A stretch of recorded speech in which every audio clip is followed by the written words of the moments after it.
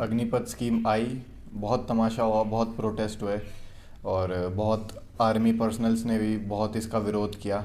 अभी supreme court पे case भी चल रहा है एक, जो जितने भी हमारे रिटायर्ड ऑफिसर्स हैं उन्होंने इसके अगेंस्ट में केस किया हुआ है, जिसकी सुनवाई पता नहीं, कभी बोल रहे हैं आज होगी, कभी बोल रहे हैं आज होगी, तो वो उसको साइड में रख देते हैं। मतलब बहुत तमाशा हुआ इस अग्निपथ स्कीम के बाद। पर मेन जो यहाँ पे जिसको फ़र्क पड़ेगा इस चीज़ से, वो आखिर में वही बंदे हैं जो फ्यूचर सोल्जर्स हैं, जिन्होंने आगे आर्मी में जाना है। तो उनका अब आगे क्या स्टेप होना चाहिए, कैसे आप अग्निवीर से एक परमानेंट सोल्जर बनने में नाकामयाब ना रहो, ये सब इस वीडियो में डिस्कस करेंगे। तो वीडियो को एंड तक देखना। तो पहले मैं थोड़ा जो अभी करंट सिचुएशन चल रही है इस अग्निपथ स्कीम को लेके वो बता देता हूँ। तो जितने भी हमारे रिटायर्ड ऑफिसर्स हैं, आर्मी ऑफिसर्स, नेवी, एयरफोर्स, सभी के, उन्होंने एक पिटीशन दर्ज किया था और अब एक केस हो चुका है, ऑफिशियली केस फाइल हो चुका है इस अग्निपथ स्कीम के तहत। और जो वो केस हुआ है उसमें कुछ जो मेजर पॉइंट्स थे, वो सबसे पहला तो एक ये है कि जिनका रिटर्न होना था और कैंसिल हो गया है, जिनकी मेरिट आ गई थी, बस ज्वाइनिंग होनी बाकी थी, उनकी ज्वाइनिंग दोबारा की जाए, और जिनका रिटर्न बचा था आर्मी वालों का, उनका रिटर्न दोबारा से कराया जाए। और एक यही 4 साल वाला कि 4 साल में आप कैसे एक सोल्जर को अच्छी तरीके से ट्रेन करके उसको, मतलब 4 साल में आप उसे वो एक्सपीरियंस नहीं दे सकते। तो ऐसे बहुत सारे पॉइंट्स थे।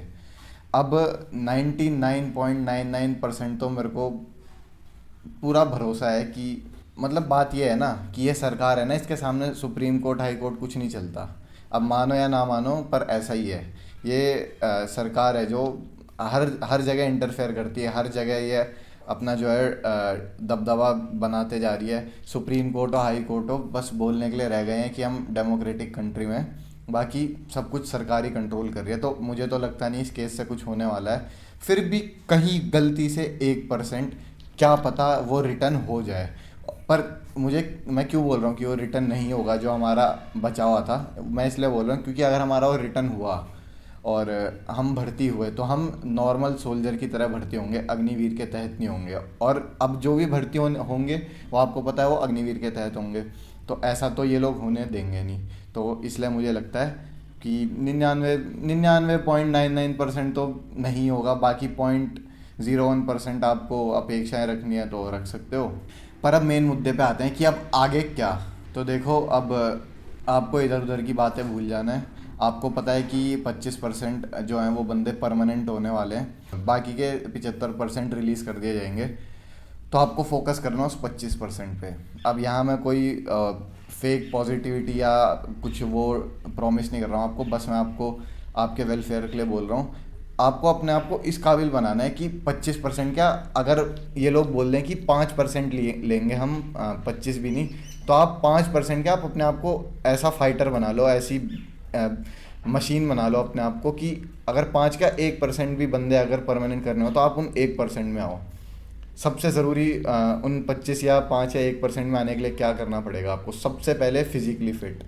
फिज़िकली अगर आप फिट हो तो कोई माई का लाल नहीं है जो आपको उन 25% बंदों में होने से रोक ले। दूसरा, आपको मेडिकली फ़िट रहना है। अब मेडिकली फ़िट, थोड़ा आप सोच रहे होंगे कि ये हमारे हाथ में कैसे है। अभी तक आप अगर फ़िट हो तो बहुत अच्छी बात है, पर आपको अब थोड़ा सावधान रहना है कि कहीं इधर उधर निकल गया, हड्डी वड्डी तोड़वा ली कहीं की, कोई हड्डी टेढ़ी हो गई या खिसक गई कहीं से, तो अब क्योंकि इन्हें 25% अलग करना है तो ये छोटी से छोटी चीज़ देखेंगे। तो आपको कहीं भी इंजर्ड नहीं होना है, कोई भी मेजर या माइनर इंजरी नहीं पालनी है। और इंजरी पाल लिया आपने फिर तो आप फिज़िकली भी फिट नहीं रह पाओगे। तो दूसरा, आपको मेडिकली भी फिट रहना है। और तीसरा पॉइंट ये, अगर आप आर्मी में जा रहे हो, एयरफोर्स या नेवी, तीनों में से किसी में भी, तो आपको ये सोच के ही जाना है कि मैं तो 25% में होने के लिए जा रहा हूँ, मैं 4 साल के लिए जा ही नहीं रहा हूँ। कुछ बंदे होंगे जो 4 साल के लिए जा रहे हैं, पहले से उनके मन में है कि मैं 4 साल के लिए जा रहा हूँ।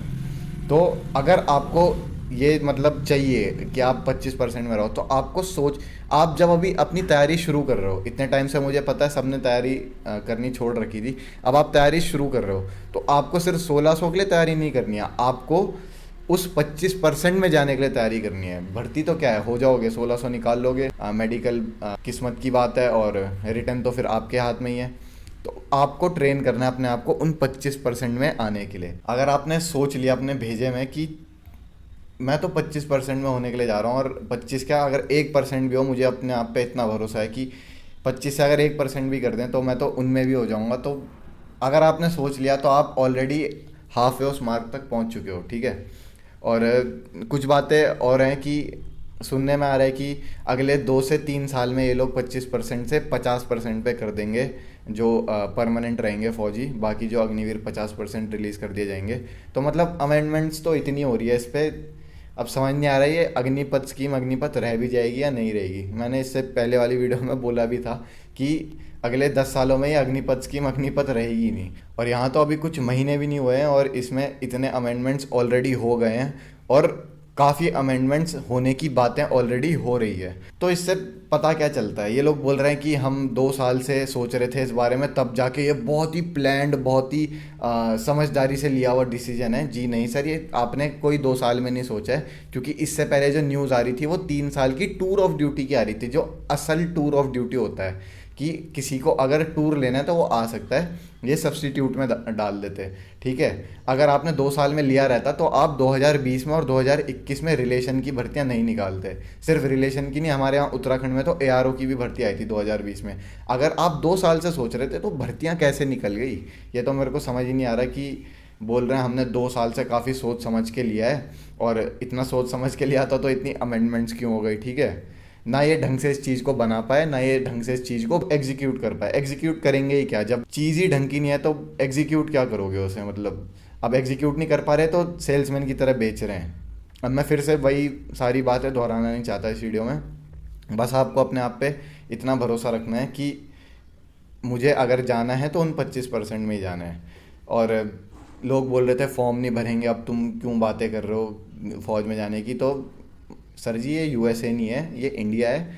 ज़रा बेरोज़गारी का मीटर चेक कर लो कहाँ जा रहा है, ठीक है। 2 साल के लिए भी आएगी ना अगर भर्ती, लोग तब भी जाएंगे, पर उसे एम्प्लॉयमेंट देना नहीं कहते, उसे मजबूरी का फ़ायदा उठाना कहते हैं, ठीक है। तो ये मेरा उन लोगों के लिए मैसेज था जो अब तैयारी कर रहे हैं दोबारा से, और बहुत लोग तैयारी कर रहे हैं अच्छे से, वापस अपनी जो फिटनेस है वो रीगेन नहीं कर पा रहे हैं। तो धीरे धीरे स्टार्ट करो, महीने 1 डेढ़ महीने में सब वापस हो जाएगा और इवन आप इम्प्रूव करने लग जाओगे। और बहुत लोग जो बीजी की भर्ती के बारे में सोच रहे हैं कब आएगी, जो रुड़की में होती है, वो जहाँ तक मुझे लगता है मेरी प्रिडिक्शन के हिसाब से ये समझ लो 15 सितंबर से लेके 15 अक्टूबर के बीच में आएगी। तो बस इस वीडियो के लिए इतना ही। इस वीडियो में कोई ऐसा खास टॉपिक नहीं था, कुछ छोटी छोटी 3-4 बातें थी, मैंने एड्रेस कर दी।